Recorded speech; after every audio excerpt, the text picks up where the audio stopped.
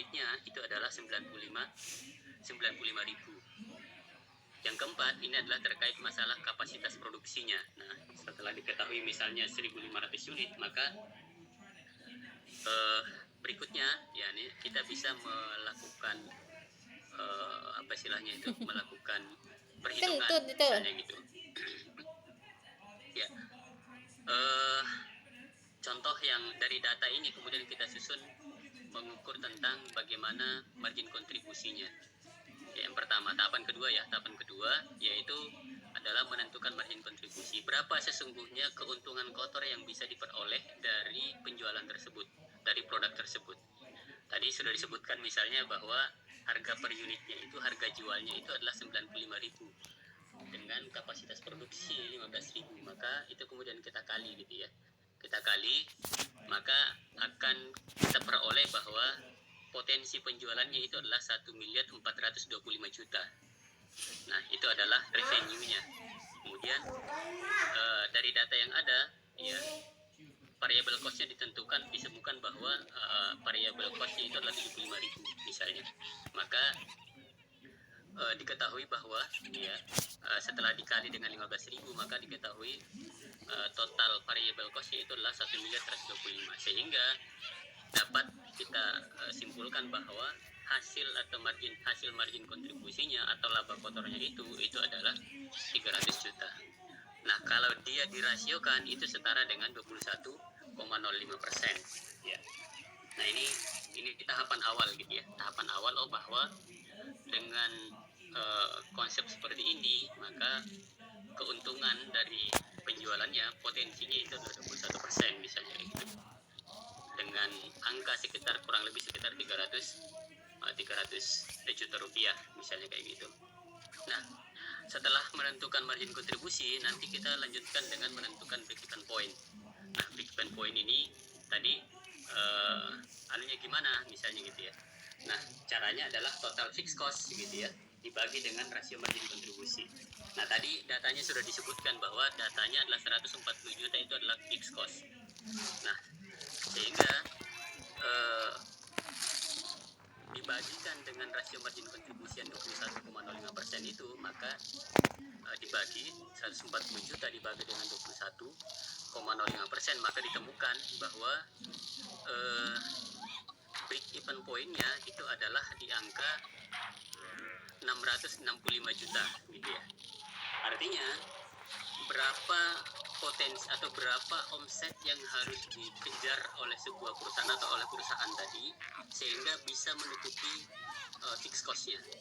Kalau tadi itu potensinya adalah 1,4 miliar, 1 miliar 425, maka untuk bisa menutupi biayanya itu, maka perusahaan itu harus menjual sebesar 665 juta baru bisa menutup cost sebesar 140 juta.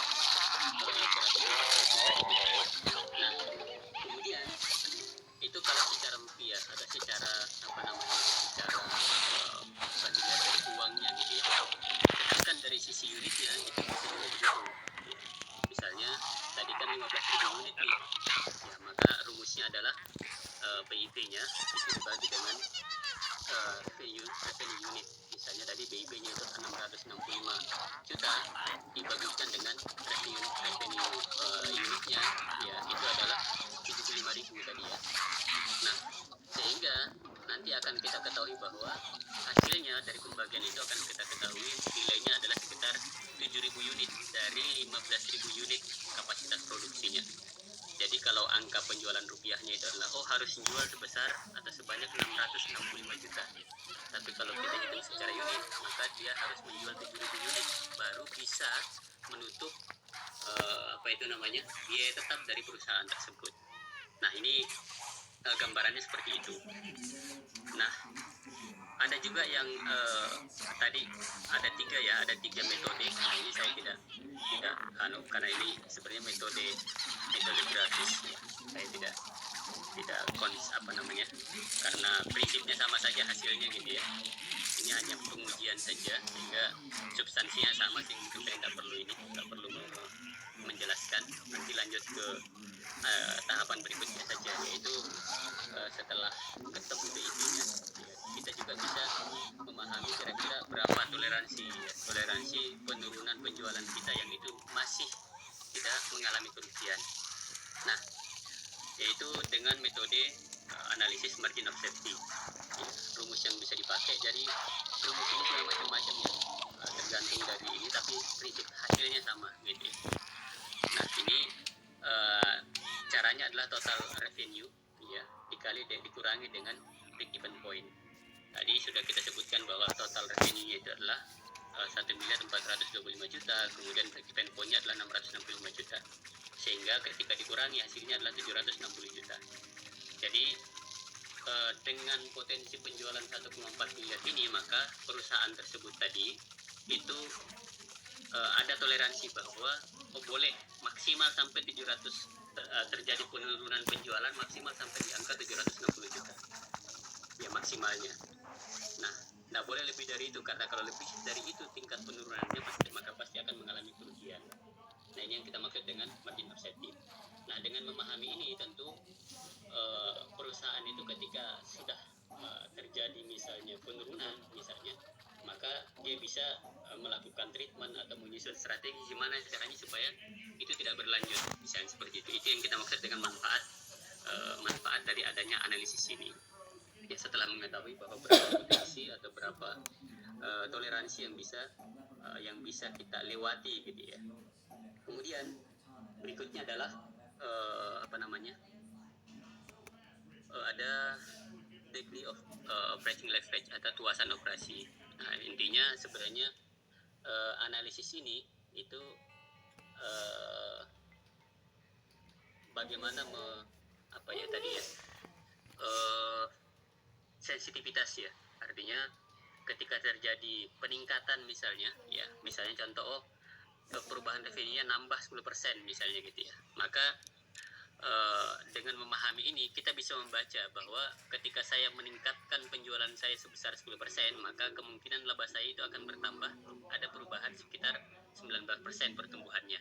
Begitu. Jadi setiap ada pertumbuhan penjualan sebesar 10%, maka ada peluang ya, ada potensi pendapatan itu ada pertumbuhan sebesar 19% dari sisi labanya. Nah, ini yang saya pahami dari konsep degree of operating leverage atau tuasan operasi. Nah, yang berikut ini ada juga menentukan shutdown point ya. Jadi shutdown point ini sejauh mana sebuah perusahaan itu masih bisa mengcover operasional usahanya dilihat dari biaya-biaya yang tunai yang harus dikeluarkan, begitu ya. Jadi kas perusahaan itu mampu mengcover operasional usaha, maka yang dilihat itu adalah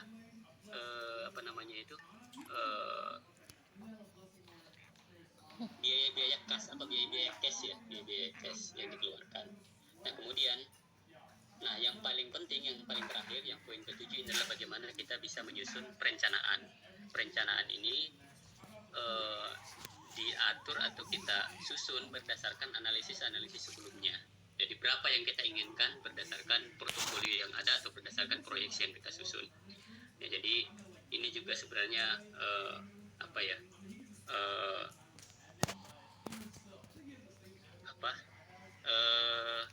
berdasarkan keinginan dari sebuah perusahaan, berapa persentase keuntungan yang ingin dicapai, ya. Berapa keuntungan yang ingin dicapai? Misalnya ketika kita ingin mencapai mengalami pertumbuhan laba, misalnya yang sebelumnya labanya itu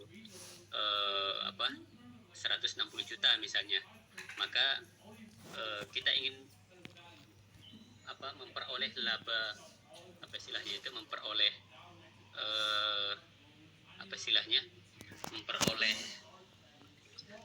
pertumbuhan keuntungan berapa misalnya. Kalau kita ingin 20%, maka rumusnya nanti adalah pencapai portofolio pendapatan kita, laba kita sebelumnya itu tinggal ditambahkan dengan 20%. Misalnya contoh seperti ini, maka diperoleh angka 192 juta.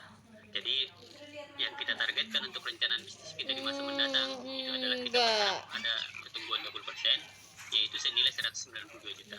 Maka setelah itu kita akan melanjutkan dengan hitungan bahwa kalau saya mau mencapai angka 192 juta, maka berapa omset yang harus saya kejar. maka rumus yang kita bisa pakai yang seperti yang kita tampilkan ini, maka penjualannya, volume penjualannya yang kita catat adalah 1,1.577.000.000 misalnya, atau harus menjual sebesar 16.600 unit dari dari bisnis itu. Nah, kalau ini sudah ditetapkan, maka ini yang kemudian selanjutnya bisa kita implementasikan atau kita kawal dalam dalam pelaksanaan operasional bisnis kita.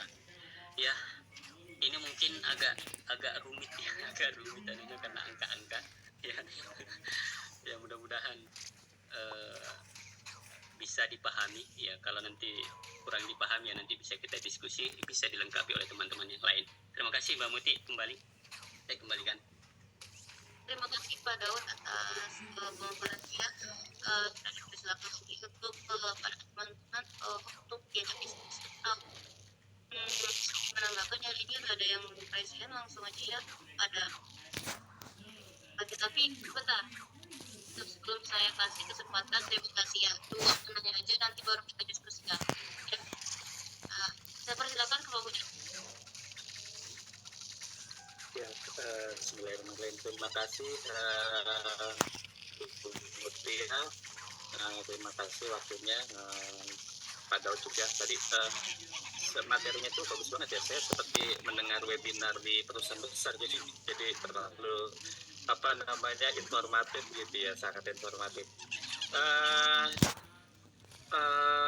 Ada beberapa konsen ya untuk masalah BEP ini, karena di dunia yang serba destruktif ya, banyak disrupsi akhir-akhir ini. Maksudnya disrupsi itu adalah apabila kita melakukan usaha dan usaha itu menguntungkan, tentu akan menarik pesaing-pesaing gitu ya dari pihak-pihak lain untuk sama-sama menggeluti usaha yang sudah atau bidang yang sama dengan usaha yang kita lakukan, seperti itu. Jadi bagaimana korelasi BEP ini apabila ada disrupsi pasar, karena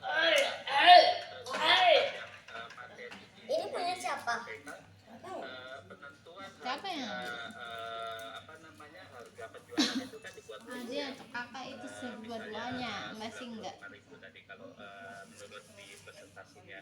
Tapi apabila pesaing masuk gitu kan, tentunya kan kita harus melihat tingkat harga kita apakah masih bisa diterima oleh konsumen atau tidak. Nah, di sini rasio permainan harga ini bisa nggak kita masukkan di BEP? Misalnya kita bisa nih nurunin sampai 90.000 deh, 90 karena konsumen karena pesaing memberi harga di lebih rendah dari kita, seperti itu. Tentu kan nanti penjualan unitnya akan lebih tinggi ya, karena nilai BEP-nya tentunya akan semakin naik gitu, supaya impas lah antara produksi dan penjualannya. Jadi kira-kira kayak gitu bisa dimasukkan tidak ya Pak Daud? Jadi faktor-faktor perubahan harga jual, karena saat ini cukup sensitif ya harga itu diterima di tingkat konsumen, apalagi kalau bisnis kita ini cukup menggiurkan, pasti sebut-sebut langsung banyak itu berhubungi gitu ya, membuat hal-hal yang sama dengan yang kita jual, seperti itu kira-kira Pak Daud. Terima kasih. Baik, Ya, silakan Pak Daud. Nggak bisa Pak Daud. kalau masih ada yang bertanya yang mau Kalau kita dulu ya. Ya, satu lagi penanya langsung aja ya tadi poinnya. Kalau mau respon, kalau enggak langsung aja.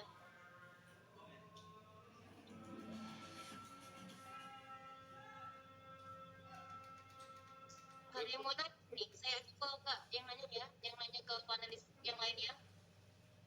Berhubung di sini ada Pak Imam Sutejo ya, Pak Imam Sutejo. Pak Imam Sutejo. Pak Filandia. Pak Filandia mau menanggapi, ini kan satu materi ya Pak.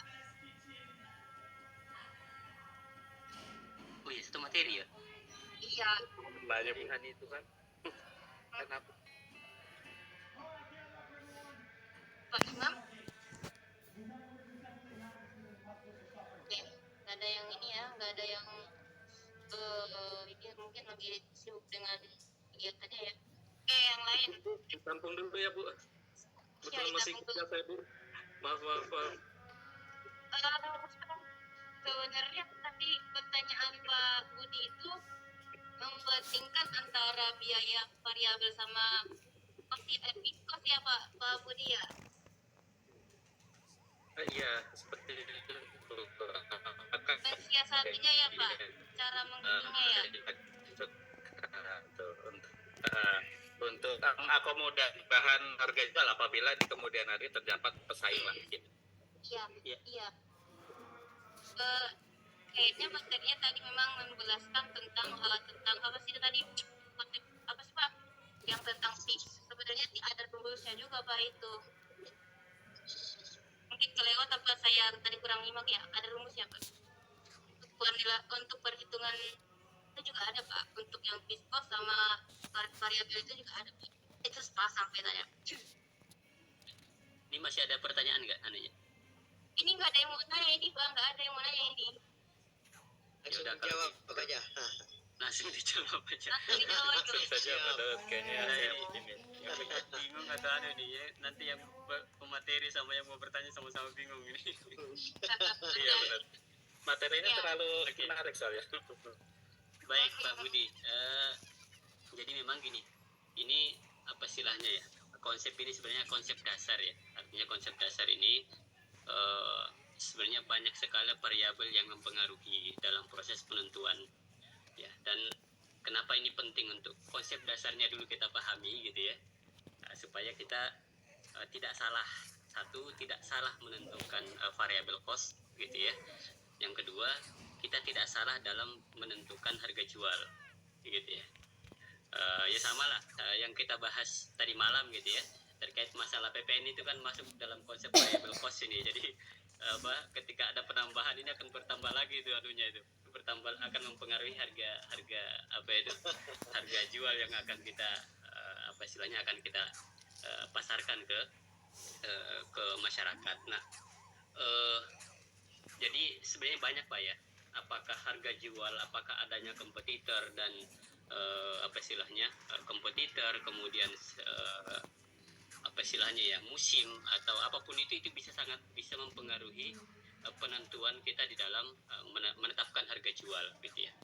Baik itu dari sisi pasar sendiri gitu ya, misalnya pasar ini lagi kurang bagus, kemudian supply and demand-nya misalnya ini juga lagi tidak stabil, misalnya itu juga bisa mempengaruhi harga jual, keputusan untuk menentukan harga jual. Tetapi bahwa karena variabel cost kita ini sudah bisa kita tentukan, maka tentu ya tadi cara mengatasinya kan kita tidak ingin rugi nih gitu ya. Maka ketika kita mengambil keputusan untuk menurunkan harga jual gitu ya, dengan berbagai konsekuensi, maka kita kan harus mengejar apa istilahnya itu, mengejar BIP misalnya, supaya kita ini nggak rugi lah gitu ya, nggak rugi. Maka kalau begitu benar yang disampaikan Pak Budi tadi ya, maka mau tidak mau bahwa kita punya menaikkan target gitu kan, volumenya yang harus dinaikkan gitu ya. Artinya konsekuensi yang akan kita terima ketika kita menurunkan harga jual, maka nilai unitnya pasti akan bertambah ya kan, nggak mungkin tidak gitu ya, nggak mungkin tidak, karena kan itu aja, kalau bukan nilai unitnya yang kita tambah, ya fixed cost-nya yang harus dikurangin gitu kan. Ya kalau mau menurun harga ya udah mulai dikurangi itu, atau ditambah kapasitas pengurangan pengurangan biaya fixnya tadi, misalnya listriknya dikurangi, kemudian gaji apanya dikurangi, supaya walaupun harga jual turun misalnya kayak gitu ya, BIP-nya tetap terpenuhi misalnya ya. Artinya ini jadi konsep dasar yang ketika kita mengambil keputusan di salah satu bagian, maka pasti bagian lain akan terpengaruh gitu ya. Jadi ketika kita menentukan variabel cost-nya misalnya kita rubah, maka pasti yang lain akan mempengaruhi misalnya gitu. Ketika kita fix cost-nya kita rubah, maka pasti yang lain akan mempengaruhi. Jadi ada apa istilahnya, kayak jungkit-jungkitan lah. Ketika ini naik ada yang turun, ketika mana yang naik, yang turun pasti ada yang harus kita naikkan. Ya mungkin kurang lebihnya sih seperti itu mungkin Pak Budi. Gimana Pak Budi? Iya, terima kasih ya, cukup lengkap lah ya, maksudnya ini jadi teringat kalau misalnya kita di Excel itu bisa bikin formula gitu ya, jadi nanti apabila nilai jualnya segini, tiba-tiba variabel costnya harus segini atau fixed harus segini, seperti itu. Jadi emang seperti tadi lah jungkit-jungkitan, di sini bertambah, di sini berkurang dan segala macam ya. Saya jadi ingat ada formula di Excel waktu itu pernah bikin untuk BEP. Oke. Terima kasih Pak Daud, cukup jelas. Sama-sama Pak. Mau saya tambahin sedikit ya Pak, boleh ya? Tadi Silakan. sebenarnya nggak ada rumusnya Pak, itu dijelaskan sama Pak Daud. Cuma keterangannya itu tidak ada rasio yang sehat, yang itu yang marginnya itu berapa sih yang baik gitu loh. Itu yang belum ada dijelaskan. Yang saya dengarkan tadi ya, harusnya itu harus ada berapa sih, kalau misalnya ke BB itu berapa persen tuh baru dikatakan sehat. Misalnya kalau kita ada pesaing untuk si biaya itu harus ada Pak. Tapi yang saya pahami sih, kalau yang sehat itu kalau nggak salah rasionya margin itu kalau nggak salah, kalau 5% itu buruk, tapi kalau dari 10 sampai 20 itu bagus, sehat.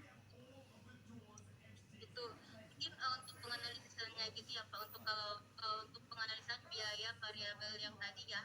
Nah kalau kita turunkan gitu Pak, kita kan kadang-kadang nggak bisa mentok-mentok juga untuk turunin harga, ada juga kualitas gitu Pak. Tapi dengan adanya rasio itu kita mungkin ini masih bisa dikatakan sehat gitu ya. Mungkin di sana harus ditambahkan gitu Pak ya, tadi ya materinya mungkin udah bagus sih saya rasa tadi Pak. Itu aja sih Pak. Siap. Yang lain ada yang mau nambahin Pak Oto? Biar nggak ngantuk Pak. Ini berapa orang yang maju ini? Takut Ada dua. Kalau tadi lagi yang mau nanya, mungkin tadi memang sudah agak kompleks ya pertanyaannya, karena memang di sekeliling itu aja sih yang mau dibahas ya Pak. Mungkin pemateriannya, atau ada nih sebelum saya tutup nih untuk materi selanjutnya. Tadi ya, yang mau komen maksudnya. yang mau nambahkan atau diskusi dulu. Pak Imam, Pak Finlandia mau menanggapi nggak Pak? Ini kan satu materi dia Pak. Saya berikan kesempatan dulu Pak. Atau Pak Agusnar Pak? Ya Bu, sedikit Bu. Ya Bu, terima kasih kesempatan yang diberikan. Ya Bu, mengenai pembahasan tadi mengenai margin, beberapa keuntungan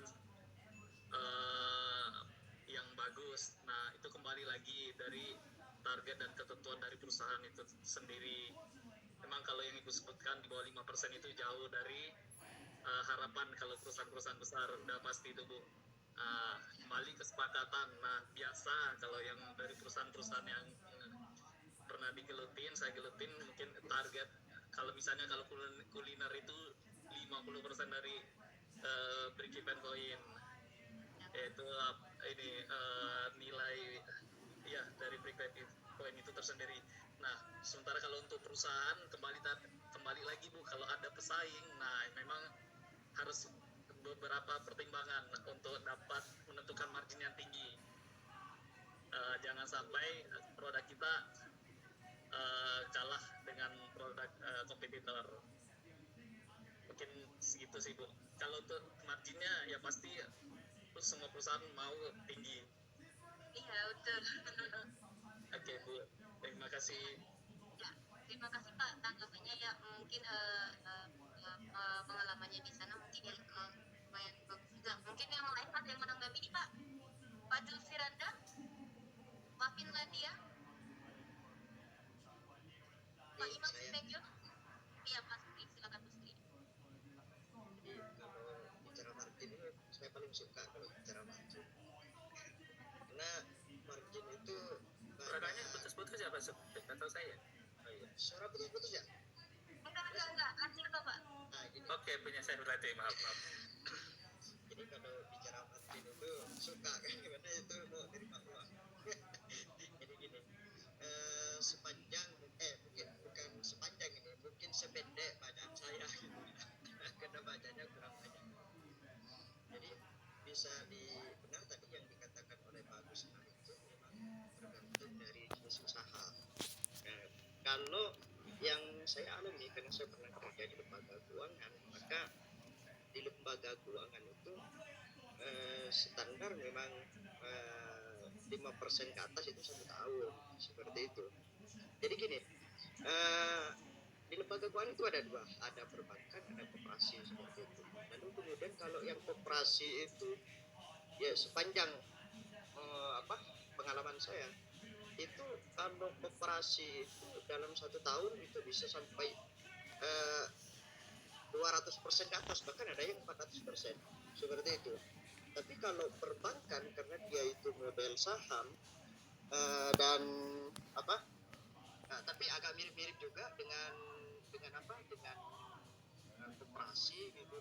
Kalau perbankan itu dan ekuitas ya modalnya, lalu kemudian di situ ditambah dengan dana pihak ketiga yang awalnya bank itu bermodal hanya 10 miliar, maka dengan pihak ketiga dana dari penampung itu totalnya menjadi 100 miliar.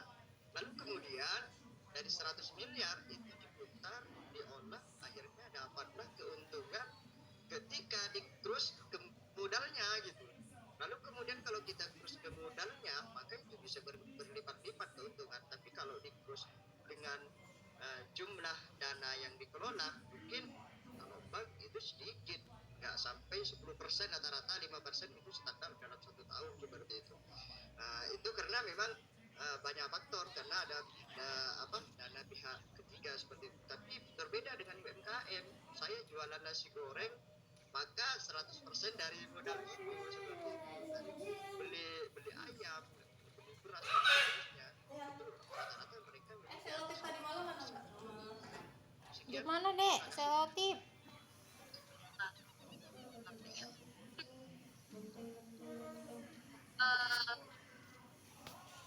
Ada lagi nggak nih biar saya lanjutin kelompok tadinya kayak mungkin saya rasa bisa ditutup ya Pak Daud aja yang tutup ya untuk tema ini biar kita lanjutkan ke materi berikutnya. Jadi untuk pembahasan dan dirangkum nanti setelah paparan kedua dirangkum pada Pak dosen ya. Siap. Tutup dulu Pak Daud biar saya share itu.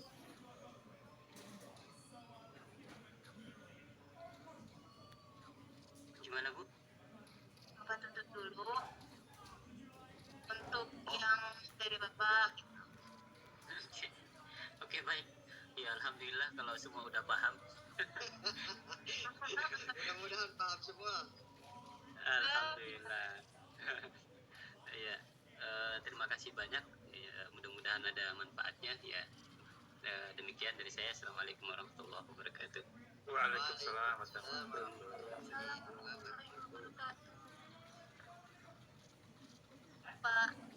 Pak Samud kelompok materi 5 boleh ya mempersiapkan diri.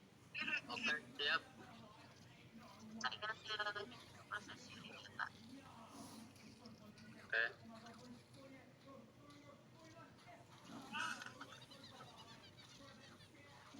Ya.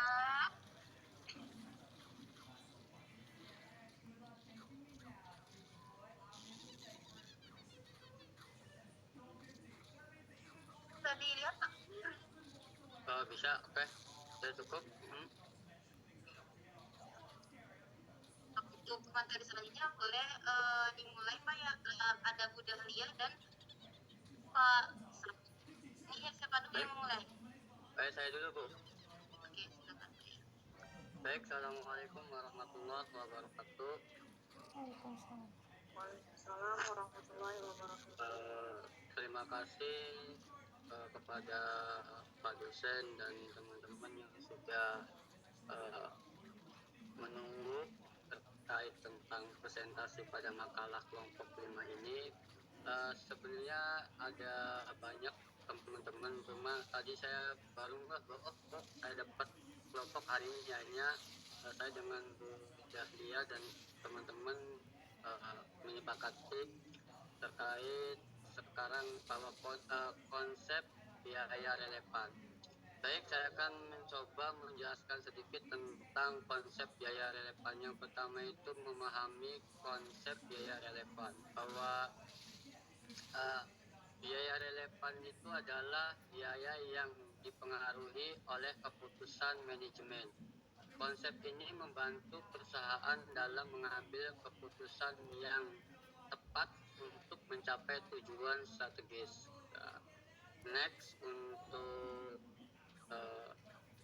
berikutnya, di sini definisi biaya relevan. Definisi biaya relevan itu, biaya relevan adalah biaya masa depan yang diharapkan berbeda di antara alternatif tindakan.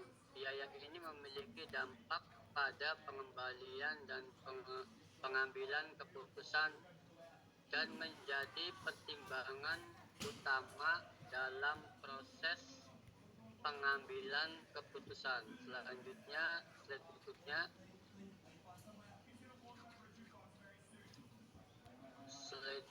Nah, di sini di dalam biaya relevan ini ada karakteristik.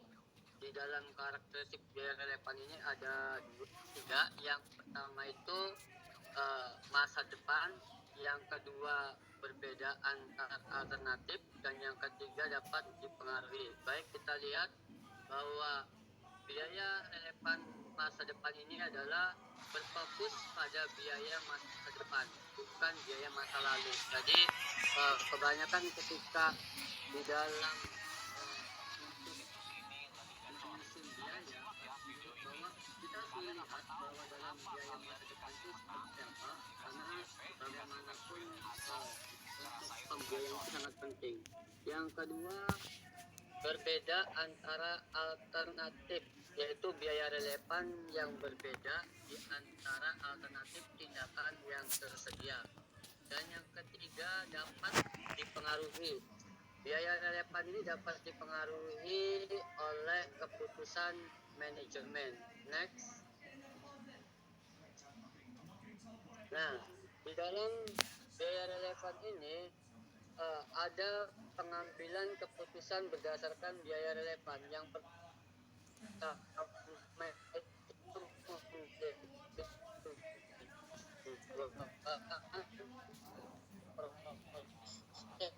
dan manfaat. Tujuan dari biaya relevan ini adalah mengidentifikasi biaya relevan, membantu perusahaan dalam mencapai tujuan strategis. Yang kedua, proses biaya relevan itu adalah menganalisis biaya relevan dalam pengambilan keputusan, memerlukan pertimbangan terhadap biaya masa depan. Yang ketiga, manfaat biaya relevan itu adalah pengambilan keputusan berdasarkan biaya relevan dapat meningkatkan efisiensi dan profitabilitas perusahaan. Yang selanjutnya, next, Bu Mutia.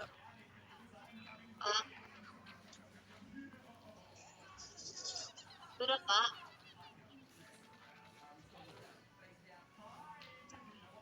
Oke, untuk contoh-contohnya akan dipaparkan. Untuk contoh-contoh penerapan biaya relevan akan dipaparkan oleh Ibu Dahlia. Mangga, Ibu Dahlia. Oke, terima kasih Pak Samud. Ya. Untuk contoh penerapan biaya relevan, ini kita ada 3 contoh. Yang pertama itu keputusan investasi, di mana memilih investasi dengan biaya relevan terendah untuk memaksimalkan keuntungan. Yang kedua itu penentuan harga jual, menetapkan harga jual berdasarkan biaya relevan untuk meningkatkan daya saing. Yang ketiga ada pemilihan metode produksi. Memilih metode produksi dengan biaya relevan terendah untuk meningkatkan efisiensi. Sini ada kelebihan dan kekurangan biaya relevan. Kelebihannya itu yang utama membantu pengambilan keputusan yang lebih efektif dan efisien. Terus untuk kekurangannya sulit untuk mengidentifikasi biaya relevan secara akurat. Untuk tantangannya itu membutuhkan pemahaman yang mendalam tentang struktur biaya perusahaan. Terus untuk solusi dalam menghadapi tantangan itu menggunakan analisis biaya dan manfaat untuk mengidentifikasi biaya relevan tersebut. Oke, next. Untuk perbandingan biaya relevan dengan biaya relevan. Untuk biaya relevan berfokus pada biaya masa depan yang dipengaruhi oleh keputusan. Terus biaya tidak relevannya itu berfokus pada biaya masa lalu yang tidak berpengaruh pada sebuah keputusan. Untuk pengambilan keputusannya, biaya relevan lebih berguna untuk pengambilan keputusan yang efektif. Untuk kesimpulan dan rekomendasi, konsep biaya relevan membantu perusahaan dalam pengambilan keputusan yang tepat untuk mencapai tujuan strategis. Namun, mengidentifikasi biaya relevan secara akurat dapat menjadi tantangan tersendiri. Perusahaan disarankan untuk menggunakan analisis biaya dan manfaat untuk mengidentifikasi biaya relevan dan meningkatkan efisiensi secara profitabilitas. Oke, sekian dari kelompok kami. Saya kembalikan ke Bu Mutia. Terima kasih. Baik, terima kasih. Untuk selanjutnya diskusi. Ya, Pak. Terima kasih Bapak Samud dari Bima ya. Mungkin sudah kita Pak untuk diskusi. Karena ada diskusi ya ceritanya ya Pak. Saya buka ketiga ya. Silakan Pak Bapak Ibu. Presiden.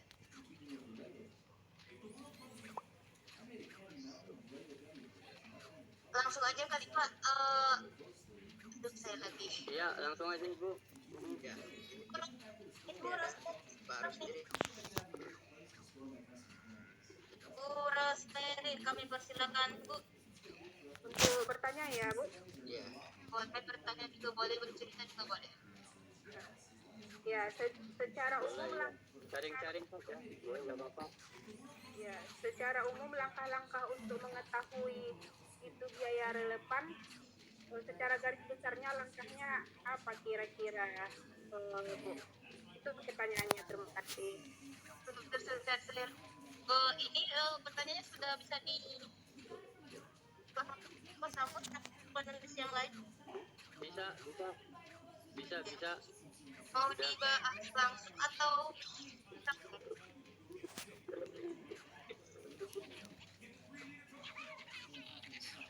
boleh, mau langsung saya sharing juga apa terkait biaya relevan. Baik, terkait biaya relevan, kita kan di dalam biasanya kalau dalam perusahaan atau dalam jual beli, kita kalau pengalaman saya sendiri terkait biaya relevan ini kan kita melihat kebutuhan apa atau strategis ketika di dalam apakah dalam penggunaan atau pengeluaran biaya antara pengeluaran itu sudah relevan belum atau sudah pasti belum, karena biasanya kalau untuk jual beli itu kan melihat pengeluaran dulu, melihat pengeluaran terkait itu biaya berapa. Jangan sampai ketika biaya yang dikeluarkan itu antara pengeluaran dan nanti pemasukan itu tidak seimbang. Itu kalau pengalaman saya. Jadi kita harus memetakan dulu biaya kebutuhan itu supaya terkait pengeluaran itu tidak membengkak. Itu kalau yang biasa saya terapkan ketika jual beli atau dalam hal penganggaran biaya. Barangkali dari yang lain. Apakah itu maksudnya ya Pak ya? Oke. Di sini kan ada panelis yang lain juga nih, seperti budaya belum ada ya? Budaya yang belum masuk kayaknya. Kayaknya lagi berjalan di luar deh kayaknya, Pak. Konfirmasi nggak masuk kali ya. Oh, Saya rasa sedikit. Atau ada rekan lain yang mau menambahkan ini? Kita menambahkan?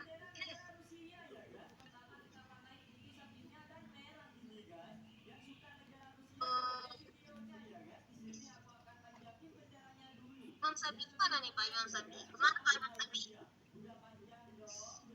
Bapak dari kelompok ini, apa Bapak mau menanggapi atau menambah ini Pak Imam Sabi?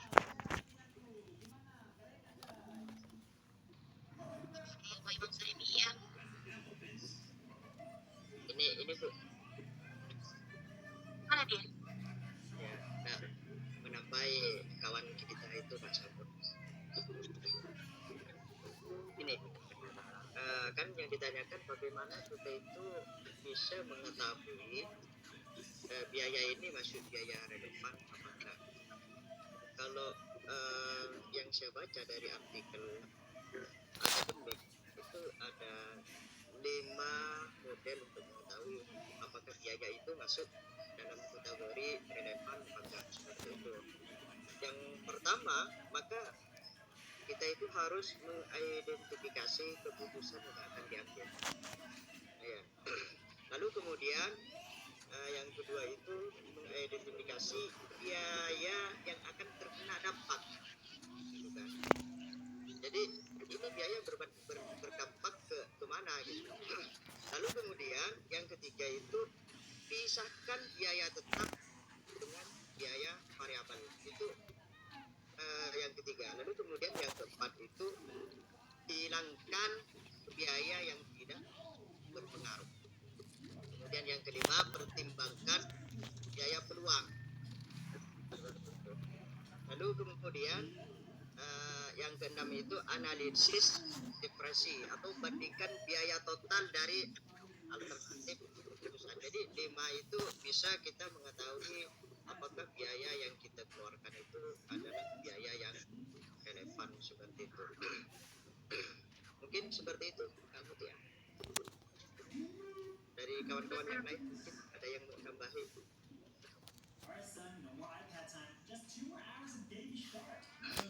Saya yang menambah ini sebenarnya agak apa ya? Sebenarnya pemahaman aja sebenarnya itu.